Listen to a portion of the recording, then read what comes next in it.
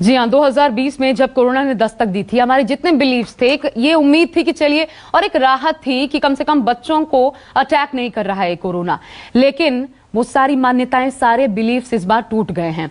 और वाकई में जैसा आप इस वक्त अभिभावक होकर के, पेरेंट्स होकर के महसूस कर पा रहे हैं, वो शिवरिंग जो है, वो एक घबराहट जो है हर माँ बाप पूरे देश में महसूस कर रहे हैं। देश क्या, दुनिया की बात कर लीजिए।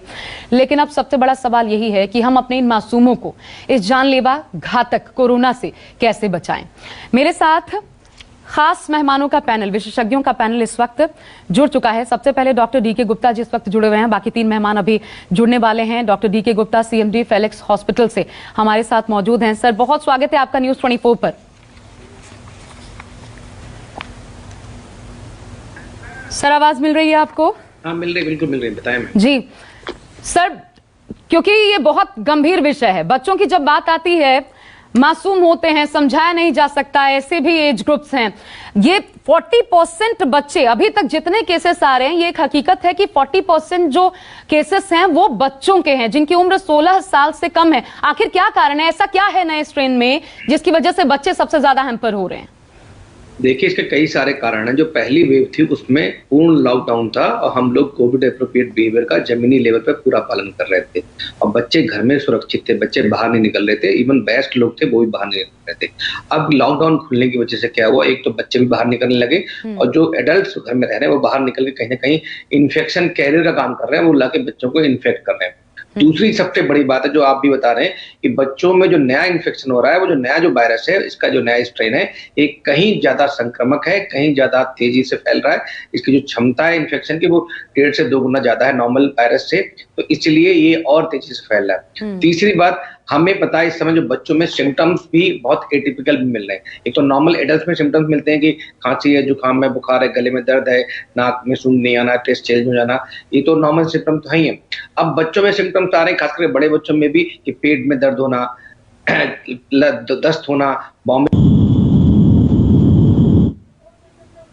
जी, अगर सुन पा रहे हैं अगर, तो आप अपनी बात प्लीज कंटिन्यू रखें।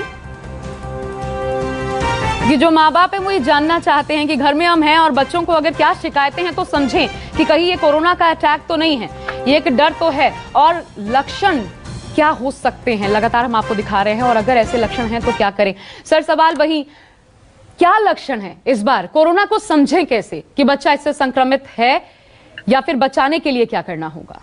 देखिए, अलग अलग बच्चों में, अलग अलग एज ग्रुप में अलग सिम्टम्स मिलेंगे। जो छोटे बच्चे हैं, खास करके जो 1-2 साल तक के हैं या जन्मजात शिशु हैं, तो उनमें बहुत बच्चा दूध नहीं पिएगा, बच्चा सुस्त हो जाएगा, हल्की सी रनिंग नोज होगी, नाक स्टफिंग होगी, प्लेफुल नहीं होगा, लिथार्जिक होगा या बहुत इरिटेबल हो जाएगा, कभी कभी स्किन में रैशेस, या बच्चा सीरियस है तो नीला पड़ जाएगा।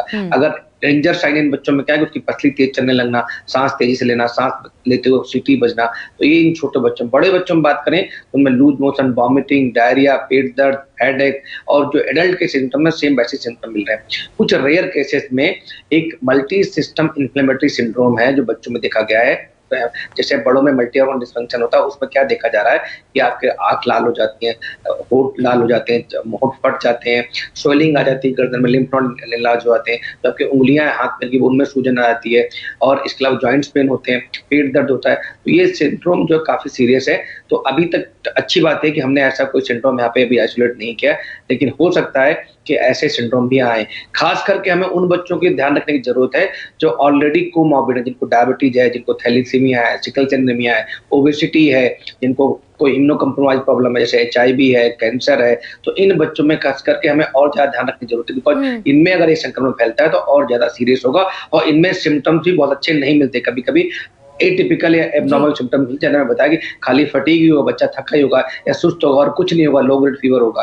तो ऐसे में हम सबको क्या चाहिए कि बहुत हाई सस्पिशन चाहिए, बहुत ज्यादा अलर्ट रहने की जरूरत है। अगर बच्चे के बिहेवियर में, बच्चे में हल्का फीवरिश है, कोई भी चेंज लग रहा है आपको, और 1-2 सिम्टम लग रहे हैं जो मैंने अभी तक बताए, तो तुरंत जांच कराएं, नियर बाय डॉक्टर से संपर्क करें और चेक कराएं कि कोविड है नहीं, क्योंकि जब तक हम कोविड को रूल आउट नहीं करेंगे तब तक हम और कुछ प्रूव नहीं कर सकते। तो इसलिए जरूरी है इस समय हाई अलर्ट की और ज्यादा सस्पिशन की। अगर ये संक्रमित भी हो रहे हैं बच्चे सर, माँ बाप से या फिर किसी अन्य वजह से संक्रमित हो जाते हैं, कितना घातक है ये जो नए स्ट्रेन्स आए हैं? ICMR की रिपोर्ट भी कहती है लगभग 750 नए स्ट्रेन्स हैं जो इस वक्त पूरे देश में घूम रहे हैं। कितना जानलेवा है, कितना घातक है बच्चों में? देखिए, बड़ी अच्छी बात थी, जो पहली वाली वेव थी तो उसका स्ट्रेंथ था बच्चों के लिए बिल्कुल घातक नहीं था, तो 0.001% के आसपास में मोर्टेलिटी रेट था और लगभग नाक के बराबर इसको बोल सकते हैं।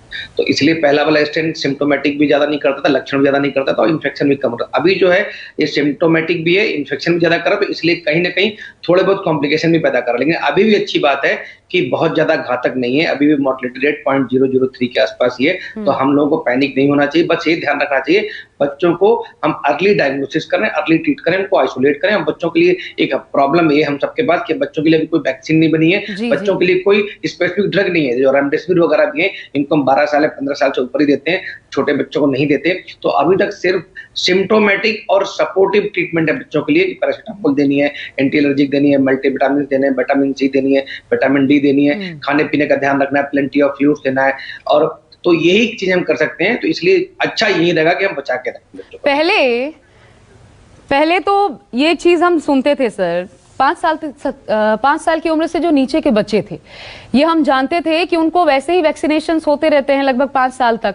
तो वो जो वैक्सीनेशन होते हैं उनका इम्यून सिस्टम मजबूत रखते हैं, और ये भी एक कारण ये बताया जाता था पेरेंट्स को कि इसकी वजह से आपके बच्चे फिर भी सेफ हैं, आपको हो भी जाए तो बच्चे को नहीं होगा। लेकिन इस बार बदला क्या? वही 5 साल की उम्र और वही वैक्सीनेशन तो हुए पड़े हैं, फिर बदला क्या है?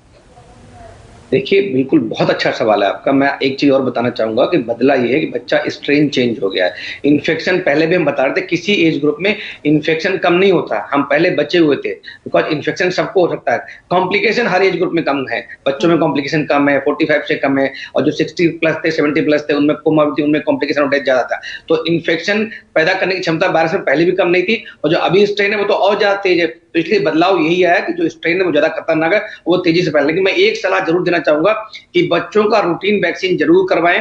अभी भी हमें पता है BCG, MMR, फ्लू शॉट कहीं ना कहीं इनडायरेक्ट इन बीमारियों से हमें लड़ने की क्षमता देते हैं। तो जो रूटीन वैक्सीन है उसको डिले ना करें, किसी भी कीमत पर वैक्सीन सारे लगवाएं, और अगर कोई भी ऐसे अलार्मिंग सिम्टम्स आते हैं तो तुरंत नियर बाय डॉक्टर से संपर्क करें।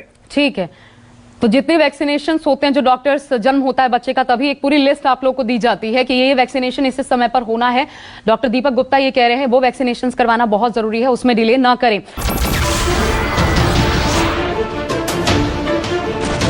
नमस्कार, मैं हूं मानक गुप्ता।